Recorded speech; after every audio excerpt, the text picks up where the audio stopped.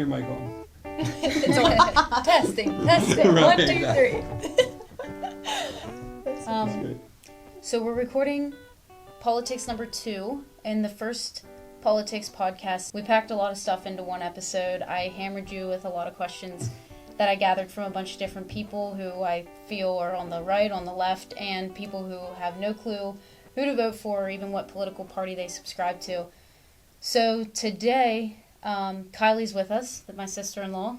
Kylie, is there anything that you want to share about yourself? Before Kylie goes, so basically just to reinterpret what you said is like, you asked all your hardest questions, and it's like, oh, by the way, I'm going to go get my friend Kylie, and let's also ask even more challenging. Yeah, right? It's just like reinforcements. Really hammer down. Right, okay. And make Luke super I'm just trying to make sure that that's all clear. So, yeah. Okay. Go ahead, Kylie. So just like say it, like tell about myself? Yeah, Sure. like you could say like your testimony or just say some fun facts about you or something. Okay. Yeah. Kylie uses a typewriter. Kylie uses a typewriter. My name's Kylie. I am 27 years old. I recently just got married. Who officiated that wedding anyhow? Some guy. Right. Some guy. Exactly. The person off the street. I grew up in a Christian home. Probably within the last couple years, I really dove deep into my relationship with Jesus. I also grew up in a very conservative home. I feel like that's kind of important about this conversation. Let's do it. But yeah, so that's it, really. Right, this is a topic that you were interested in. Oh, right? yeah. I'm very interested in politics.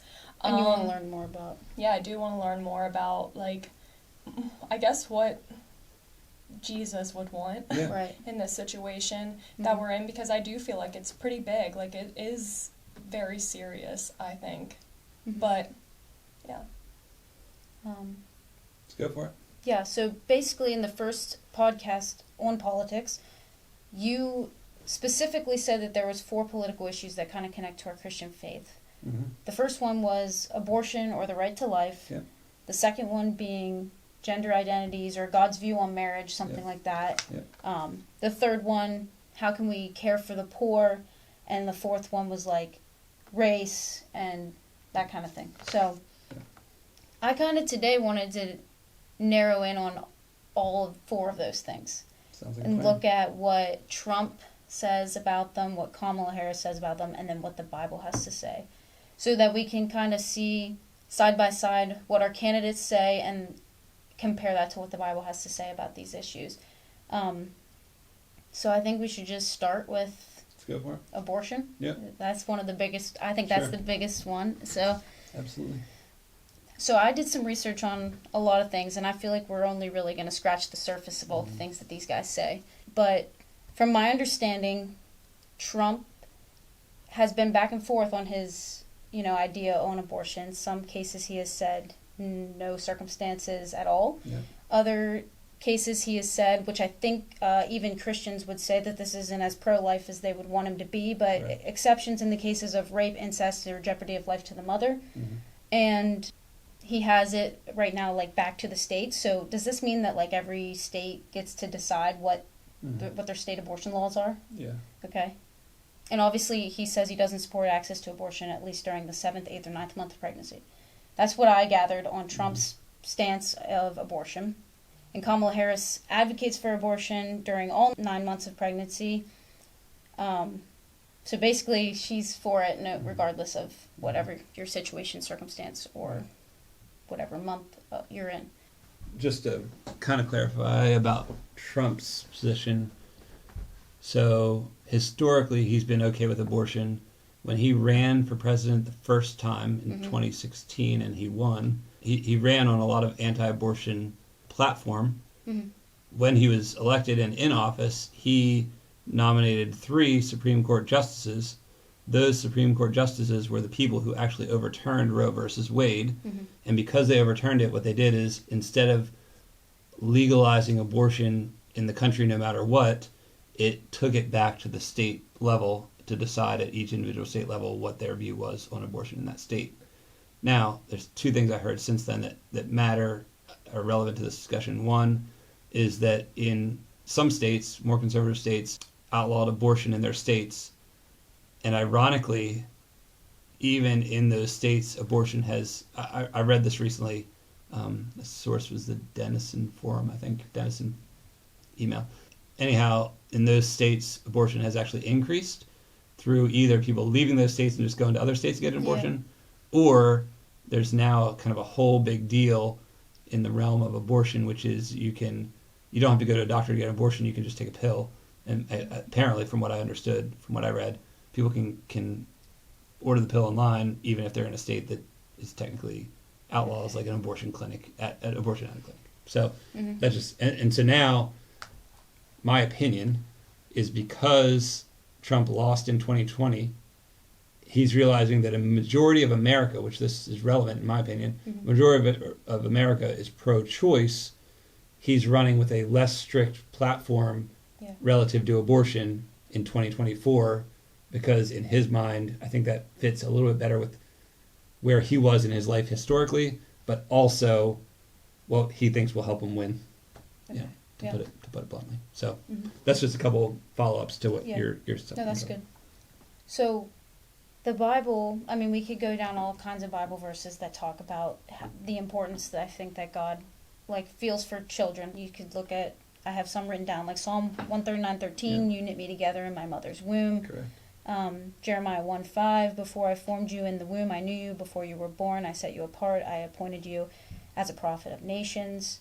So I think, the question is, or at least from my perspective, it's we have two options, basically. And which one of those options are more following what God would want? And I see that in this category would be Trump's stance on, pro-life abortion. I mean, we could go down the rabbit hole of, exceptions of rape or incest. Or, I feel like as a Christian, we're trying to show Christians which one of these candidates is closer to what Jesus would want for our country. And I feel like in this category, it's kind of clear in my eyes. I mean, that is Trump, you mean? Yeah. Yeah. I think the way I would frame it is it's clear in my eyes that it's neither. And Trump is the lesser of two evils. Well, that's what I mean. That's what I'm trying to say. He is the lesser of two evils in this category. Right. I'm saying we have two options. Of the two, it seems clear to me. Yeah, so I think that's, I 100% agree that if you want, okay, this just gets really complicated. There's a phrase that I think about a lot, which is you can't legislate morality. In other words, you can't put a law out there that tells people to be good. Yeah. You can only put a law out there that says what you don't want people to do, stop doing or that kind of thing.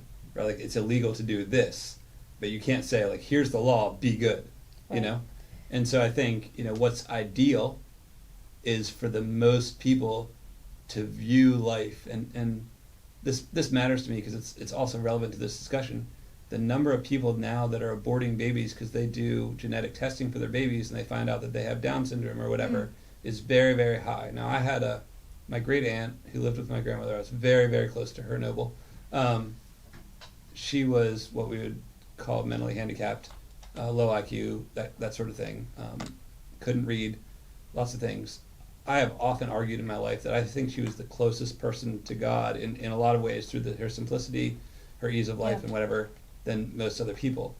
And so when I think of the right to life, I just think there's a lot of things that matter here, which is fundamentally, do we think, what people do we think are worth saving? And I also go back to Nazi Germany where, not only were they killing Jewish people, but they were killing anyone who was homosexual. They were killing anyone who was had a disability in any significant way.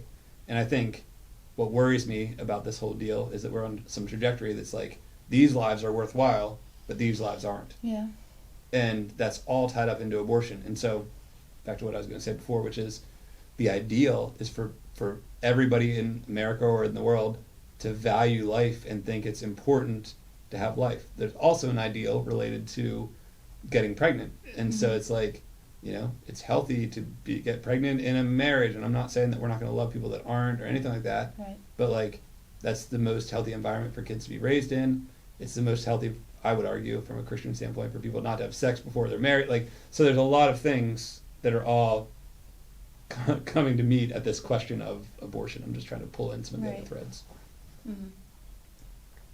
But if you're asking about which candidate to vote for from that, I think this is where it's like, to me, it's tricky because it's like, based on the legislation, it's Trump, but based on, like, again, the ideal, and I always, for better or worse, I put less pressure on political candidates to solve our problems and more pressure on the church. Right. So my fundamental vision of the world is that the solution to the problems of the world comes through the gospel, and the representative of the gospel on earth is the church and not politicians. Right. So this is why I'm so stinking passionate about Keystone Family Alliance or other organizations that are supporting foster kids, that are trying to get people to adopt kids, that are trying, have the baby and put it up for adoption. Like, we as Christians want to show up and help you with that baby. I don't think either of these candidates is going to move the needle. Yeah. Like, it's only just like helping the needle to not get further out of whack than it currently is. And I think Trump is likely to be the best candidate for that reason, but it's going to take Christians to move the needle in a healthier direction. I mean, go for it, Kylie, if you have something. Has abortion, like, always been this big of a topic? Because, that's a great question. Like, whenever I was younger, like, I mean, I remember talking about it in church or, like, hearing my parents talk about it and stuff, and it was always, like, very...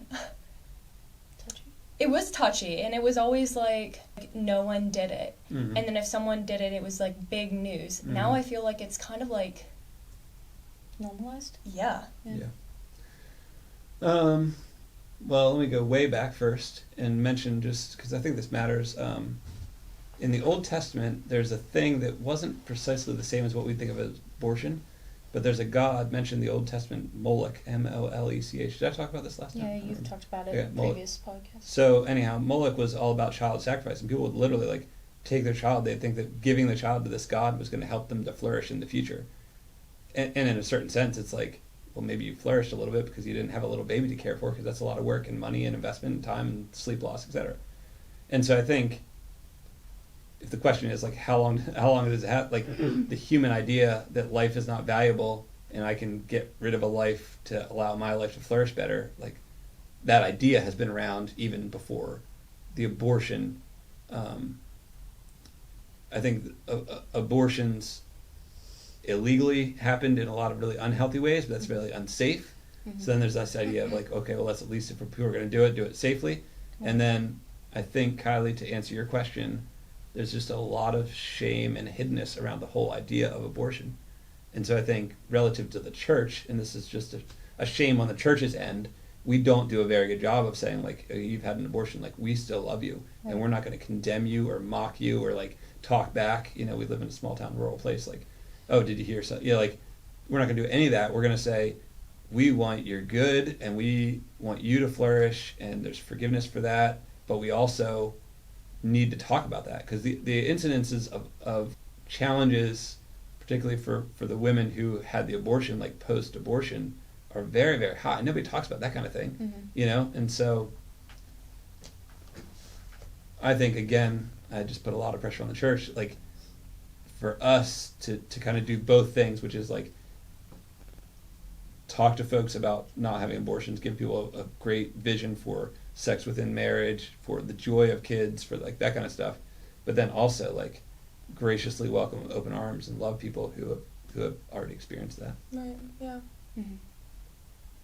I think didn't you say this, that you looked it up, and like the people that do get abortions, like they're not even experiencing like the rape, the incest. Yeah, that's a small. It's a really small percentage of people who. Like the abortions due to rape and incest account for like 1% or 2% of the abortions that actually take place. Right. Right. And I think that, to me, in a certain sense, the saddest thing is like around this like genetic testing, and it's like, that is that person's not they're not a worthwhile human being. Whereas I would always say, like, those people can teach quote unquote normal functioning humans way more. Like, I'm pretty smart, and like my brain can get me knotted up into all sorts of unhealth, that I just wish I had the simplicity of, some people sometimes. Yeah. So I guess when you think about the solution to the abortion issue, I place a lot of it on the church. I don't think you can legislate morality, but at the same time, like I said in the politics episode, like we should vote, and that vote does matter. I think on the Democratic side of things, one of the things they would say is like, we're trying to get people out of poverty and, you know, work in, let's say, cities that are struggling and different things like that. And by doing that, like that is the population that's affected the most by abortion, because those are people who don't have the resources or maybe the family network or whatever to have the child. And so, another rabbit trail, but I would say again, like the church should be doing those kinds of things. Like, again, I don't put it on the government. Right. I don't put it on the government to like pull people out of poverty, which we'll get to when we get to poverty. Yeah. Well, the one thing that really also bothers me is there's like a law in Minnesota like regarding like the born alive infants, like infants that survive abortions. Okay. I'm not familiar with this. Not familiar. Okay. Yeah. There's the born alive infants is like babies who survive abortion, and it's saying that like doctors don't have to like, they're under no obligation to provide life-saving care to babies who survive late-term abortions. Yeah. So they're just kind of set aside. Yeah. And that is like heartbreaking. That like, if to me, I think that it's easier for people to not think of abortion as murder whenever they can't see it. Right. But when like you're literally just setting a baby aside, like that is heartbreaking to me. Yeah. And that's something that like that's under like the Democratic Party. So like that was just one of the other reasons that like I'm obviously going to sway towards Right. Yeah, I think again, to kind of say the same thing you're saying in a Christian way as well, is like the Christian belief is that every human being carries the image of God. And so there's a certain sense of like, you know, who are we to deface the image of God, you know, in that kind of meaningful way.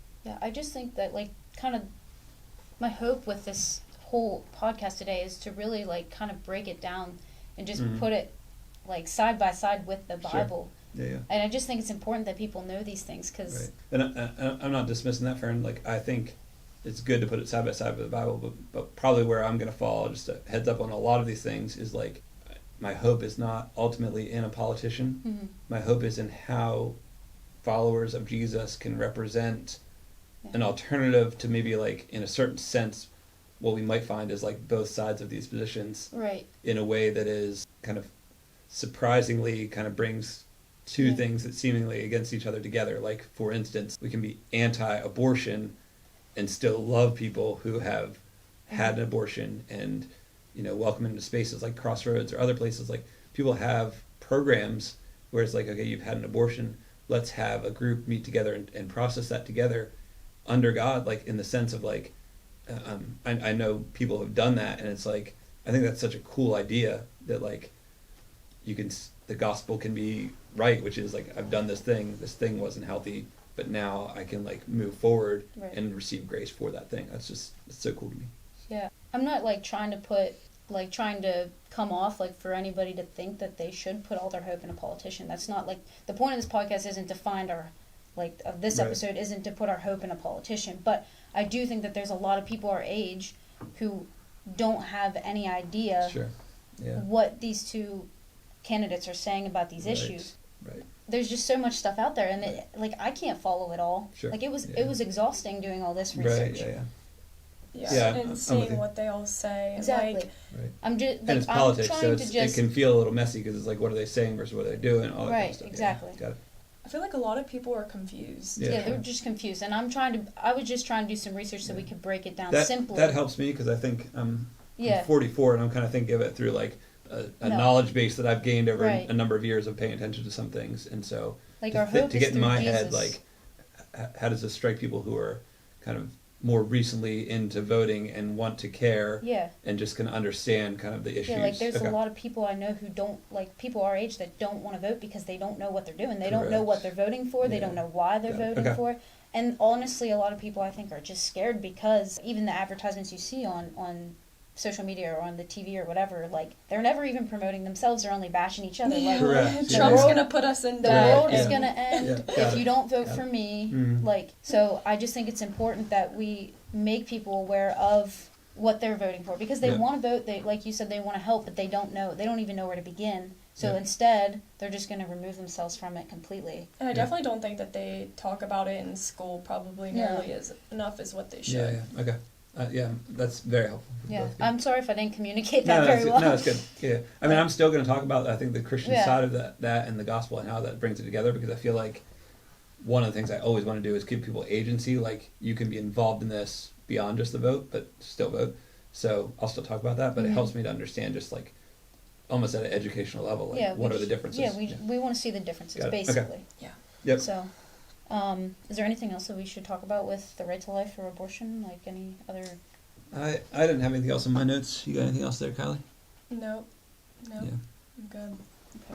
Oh, there's one thing I do want to say about abortions before I move on. Is like, I think, like, I'm pro-life, and I think that, I'm against abortion, but I do think we kind of steamroll past what the mother's feeling.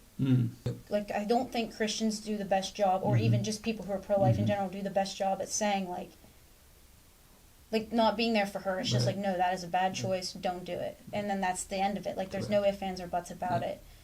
I'm pretty close with a few of the folks at Crossroads Pregnancy Center, and they have some really awesome, I think those folks would they would be wise enough not to do that, to make that mistake. And I think this is where, like, people want to be in community, they want to have support. My friend Drex preached here a while back, and he said something like, what if, like, somebody got an abortion, like, would we still want to, like, support them even afterwards and love them and hear their story, like, that kind of thing. And I just think that kind of thing is important to, my line always is, like, where are we sacrificially giving of ourselves for the good of those other people, not just bossing around other people and telling them what they should or shouldn't do. Right. That's not what Jesus did. So. Right. Maybe I'm just trying to think of doing future things, but maybe if you went to the doctors for an abortion, they could just be like, okay, well, this is your option, but there's also, like, all these other things, and like, if people are more like Jesus, they could be like, Jesus still loves you. At Crossroads, what they do is they will do an ultrasound. You go there, they do an ultrasound. Here's your baby, so da-da-da. And it's kind of like this, like, okay. And not in a way that's like, now you aren't going to make that decision, but more in a way of like, hey, I just want to let you know, like, this is life. This is really, it's a miracle that God, we talked about miracles in the last podcast. Yeah. God did this, created a new life. And I think it's just like the craziest thing, And you're still going to experience, like, even afterwards, if you were to get an abortion, or even having the child, like, you'll still suffer from something. Yeah. Either way. Right. Correct. Yeah. So, abortion, you're good? I think so. Okay, what's next?